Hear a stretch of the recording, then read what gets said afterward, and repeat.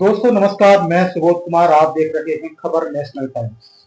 और आज मेरी मुलाकात हो रही है ऐसी शख्सियत से जो अपने परिचय के लिए मोहताज नहीं है।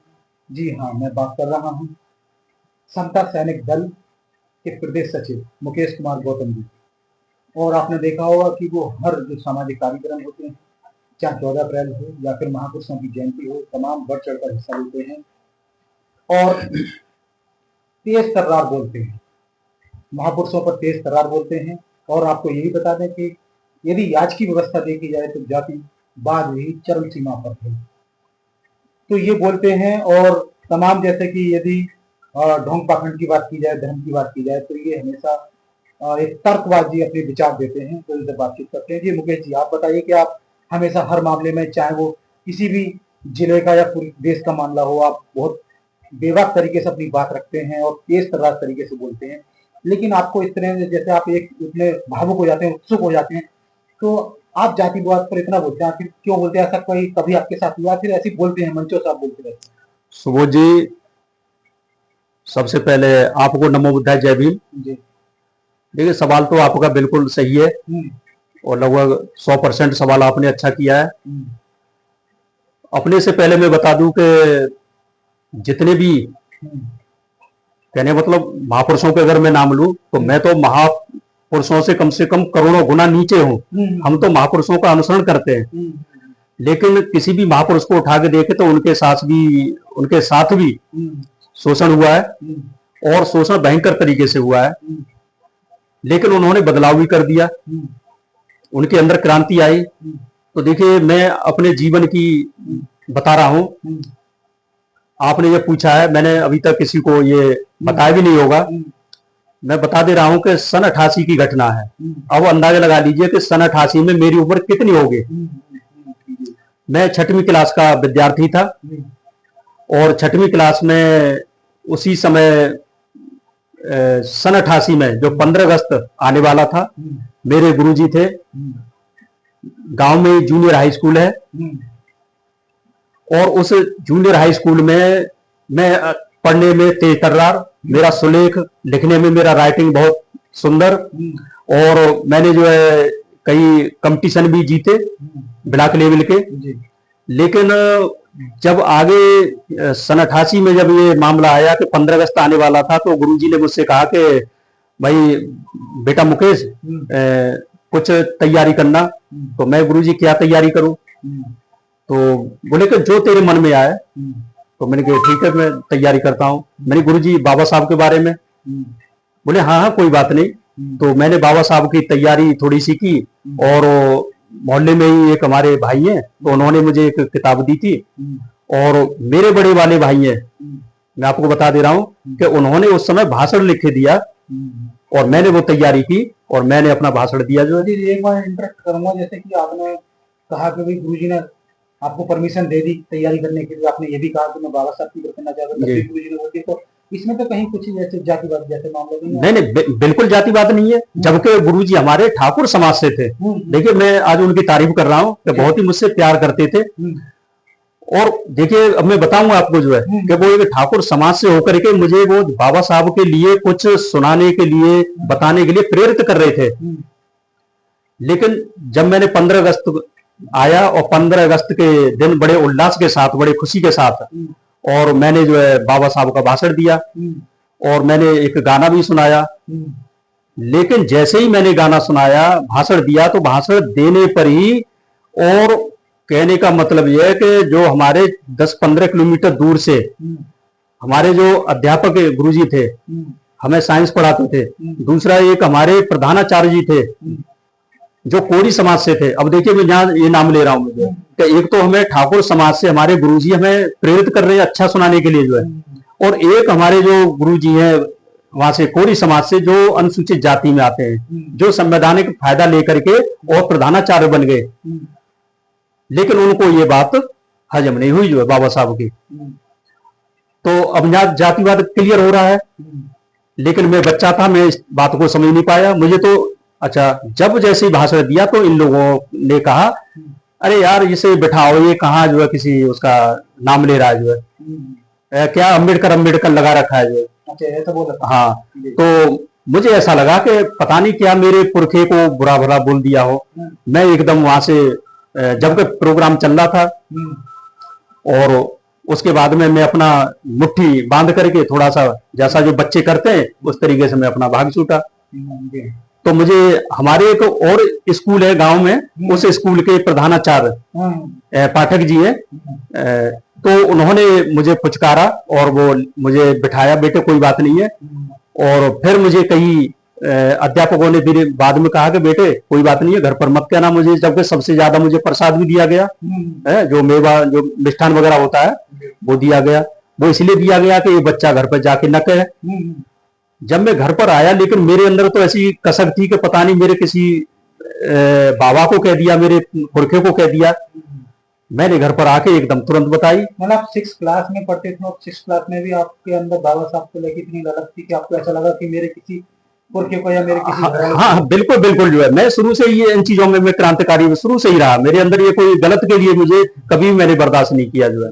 अब उसके बाद में मैं घर पर पहुंचा। अब मैं आपको बता रहा हूँ कि गांव से पूर्वी साइड में, मात्र पूर्वी साइड में गांव से केवल और केवल 300 मीटर दूर स्कूल है, केवल 300 मीटर, और गांव से 100 मीटर है। गांव का जो दूसरा जो वो है छोर, उससे जो 100 मीटर है। तो 300 मीटर की दूरी पर मैं आया, मैंने घर वालों को बताया और घर वाले गए घर पर, सॉरी स्कूल में। और जब देखा तो वो गए इसलिए, कुछ बुजुर्ग भी थे, कि हम अध्यापकों को समझाएंगे और कि आइंदा ऐसा न करें।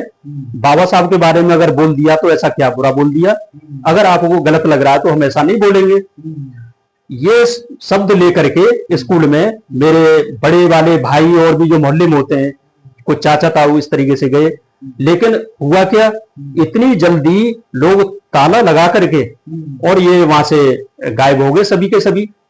जबकि पत्रकार जी आप भी जानते हैं, इस पत्रकारिता के माध्यम से जो देश देख रहा है वो भी सभी जानता है कि कम से कम 15-20 मिनट, आधा घंटा लोग बैठते हैं, चर्चा करते हैं। देश का मामला था, स्वतंत्रता से संबंधित था मामला। तो अब एक और बात आती है कि हम स्वतंत्रता की बात कर रहे हैं, स्वतंत्रता दिवस पर हम बात कर रहे हैं जो है, और मेरे जैसे को खड़ा किया गया।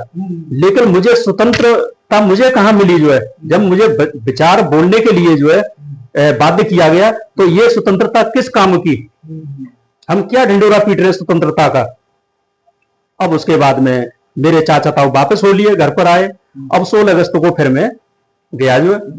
तो 16 अगस्त को जब मैं स्कूल गया तो हमारे जो प्रधान अध्यापक जी है, अब वो है या नहीं मुझे नहीं है, शायद होंगे नहीं अब, तो उन्होंने मुझे जो है भगा दिया कि ढेर चमारो, और इस तरीके से यहाँ अम्बेडकर, हाँ, अम्बेडकर का नाम लेकर के, और तुम जो है ये क्या फैलाना चाहते हो, तुम जो है ये जातिवाद फैला रहे हो, और कौन था अम्बेडकर, इस तरीके से मुझे बोला गया। और 16 अगस्त को फिर मैं स्कूल से वापस फिर अपने घर चला गया। और जब मैं अपने घर पहुंच करके मैंने घर वालों को बताया तो मेरे बाबा बहुत एकदम नेक थे, समझदार थे, तेज तर्रार भी थे। तो मुझे लेकर के और स्कूल में पहुंचे। जब स्कूल में पहुंचे तो देखा कि इतनी देर में एक गाड़ी भर के जीप, उस समय जीप ज्यादा चलती थी, पुलिस आ गई थी, लाठी ले लेकर के, कान से ऊंची लाठियां थी, और एकदम खड़ी जो है। तो मैं तो बालक उम्र का था, मुझे डर लग रहा था। अब उसके बाद में हमारे बाबा ने पूछा जो है, कहीं दादा बोलते हैं, हम बाबा बोलते हैं अपने जो। तो बाबा ने पूछा कि क्या बात है मास्टर जी। बोले कि आपके बच्चों ने और आपके मोहल्ले के लड़कों ने, इस बच्चे ने तो अम्बेडकर का नाम लिया है, इस स्कूल में अम्बेडकर का नाम नहीं लिया जाएगा। तो हमारे बाबा को लगा कि भाई ऐसा क्यों बोल रहे हो, क्योंकि मैं एक और बात बता दूं, मेरा गांव बहुत स्वतंत्र और बहुत मजबूत और जाटव समुदाय से बहुत अच्छा मजबूत गांव है, और गांव काफी बड़ा है जो है, जो कि जमींदारी प्रथा का एक इतिहास भी हमारे पुरखे बना चुके हैं जो है। तो मैं उस गांव से पैदाइशी है मेरी जो है। तो कहीं कहने का मतलब उसका कायरता को तो बीच कहीं होना ही नहीं चाहिए। लेकिन अब उसके बाद में बाबा ने पूछा कि भाई क्या बात है। बोले कि तुम्हारे इस नाती ने, हमारी नाती बोलते हैं, कहीं पोता बोलते हैं, तो आपके नाती ने ये झंडा फाड़ा है छत पर जो है। यानी 15 अगस्त, कल 15 अगस्त थी, तो झंडा फहराया इन्होंने रात में। और इसके और 2 भाई हैं और भी मोहल्ले के लड़के हैं। अब मैं बता दूं जो है मामला, क्योंकि ये बहुत बड़ा इंटरेस्टेड मामला था और बहुत देश से जुड़ा हुआ मामला था। मुझे जब भी 15 अगस्त आती है तो मेरी आंखों में आंसू आ जाते हैं। तो उसके बाद में उन्होंने कहा कि भाई आपने ये सारा ड्रामा किया है, तो कहीं पहले खुले पैसे चलते थे, अठन्नी चवन्नी इस तरीके से, वो सारे जो है रास्ते में बखेर दिए। और फर्श होते थे जो है बैठने के लिए, छात्रों को बैठने के लिए, वो इधर उधर फेंक दिए। कहीं लोटा, कहीं रजिस्टर, कहीं कुछ, जो भी जो सिस्टम होता है स्कूल का, वो इधर उधर खेतों में, कोई 100 मीटर, कोई 200 मीटर, और इस तरीके से ड्रामा बना दिया। अब उसके बाद में झंडा ऊपर छत पर फाड़ के डाल दिया इन लोगों ने। और उसके बाद में मेरे बाबा बिल्कुल नर्वस हो गए ये सारी घटना सुन करके जो है।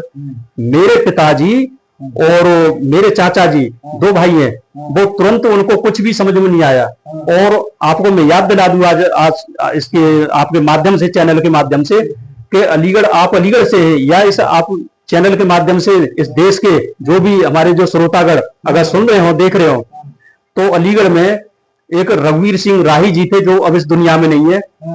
और मेरे पिताजी उनके पास गए, चाचा जी और पिताजी, बोले राही जी हमारे बच्चों को बचा लीजिए, भविष्य का मामला है, झूठा झंडा फाड़ने का जो है मुकदमा लग रहा है। बोले कि अच्छा। तो उन्होंने तुरंत डीएम साहब से और कप्तान साहब से, दोनों से उन्होंने कहा और जो भी रिक्वेस्ट किया हो, क्योंकि उस समय अच्छा उनका कद था, तो वहां गए और वहां से तुरंत ये ऊपर से आधिकारिक दबाव पड़े, इसकी जांच हुई। और मैं एक और, जब जांच कौन कर रहे थे, एक हमारे जाट समुदाय से एक दरोगा जी थे, तो उन्होंने भी ये खुल करके कहा। मैं उन जाट, आज के जो जाट समुदाय से जो देख रहे हो चैनल के माध्यम से, उनसे भी कहना चाह रहा हूं कि आप देखिए कि वो कैसे जाट समुदाय से थे जो बाबा साहब का फेवर ले रहे थे, जो सच्चाई के लिए उन्होंने मेरे जो है मेरा फेवर लिया।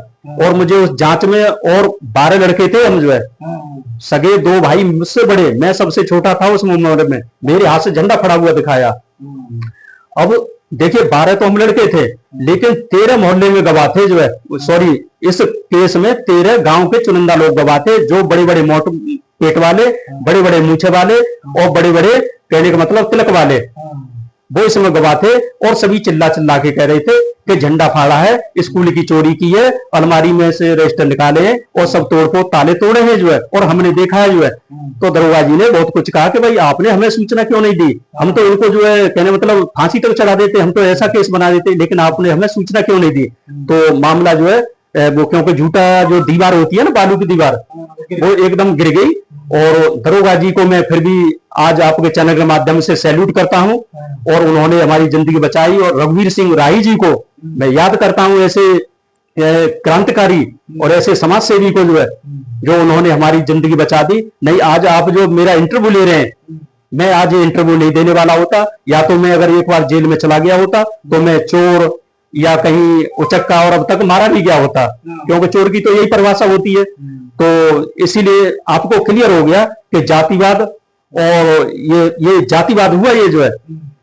अब मैं बता दे रहा हूं उसके बाद में क्या हुआ, कि उन लोगों ने तो मेरे साथ बुरा किया, लेकिन हकीकत बता रहा हूं पत्रकार महोदय, कि जो 12-13 लोग जो गवाह थे, हम नए नए नौजवान लड़कों के ऊपर जो है, जो कहते थे कि झंडा फाड़ा है, जो कहते थे कि स्कूल की चोरी की है, जो कहते थे कि अलमारी को लेकर के हमारे उस पर हमने देखा है सिरपन लेके जा रहे थे, जो कहते थे कि उसकी फर्श की गठरी लेकर के जा रहे थे, उनकी जब मृत्यु हुई तो कोई तो एक्सीडेंट से मरा, कोई पेड़ पर फांसी देकर के मरा, कोई कैसे भी मरा। कहने का मतलब यह कि उनकी दुर्गति हुई लास्ट टाइम में।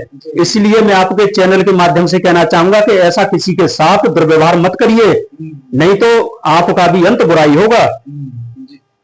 अब सोचिए दिया तो मामला आपका उजागर हुआ, लेकिन ऐसे देश या प्रदेश में कितने मामले होते होंगे झूठे लगते हैं। देखिए ये तो मैं बता रहा हूं आज अपने बारे में, मैंने कभी आज तक किसी को नहीं बताया।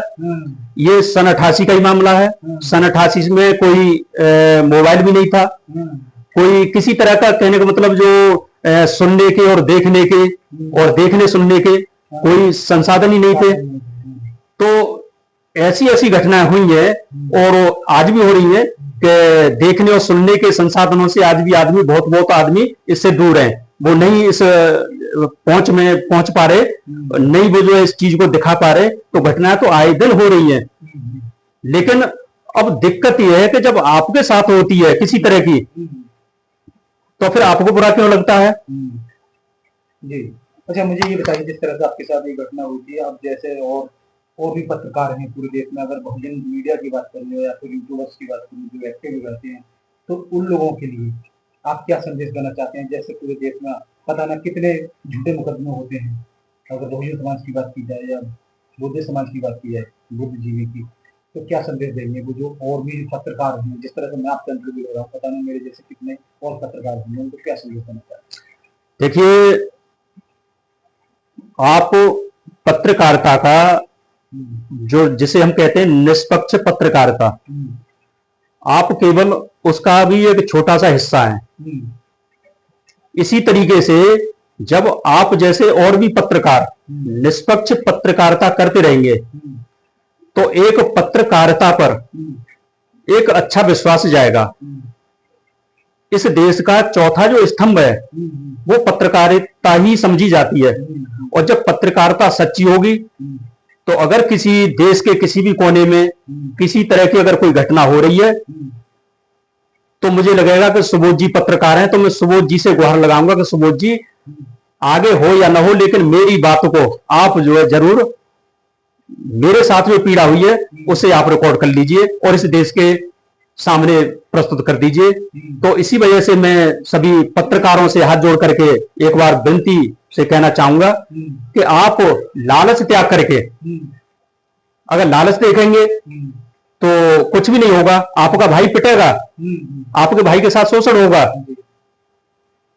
लेकिन आप लालच त्याग देंगे तो लालच में आप एक अच्छे सवर्ण समाज के साथ भी अगर पीड़ा हो रही है तो उसकी भी आप आवाज उठा देंगे, जो देश हित में बिल्कुल मान्य होगी। जी जी, बहुत बहुत धन्यवाद आपको। तो देखा आपने कि किस तरह से इस तरह से ये जातिवाद का तांडव होता है। और सोचिए, अगर पहले अब से जैसे 1988 का मामला है, उस समय की अगर बात की जाए तो उस समय ये मोबाइल और इस तरह से कोई भी साधन नहीं थे। लेकिन आज अगर देश की बात की जाए या फिर प्रदेश की बात की जाए तो कितने लोगों के साथ इस तरह से होता होगा। तो दोस्तों, ये जातिवाद के खिलाफ एक आवाज उठाइए और उनके मन की बात जानिए।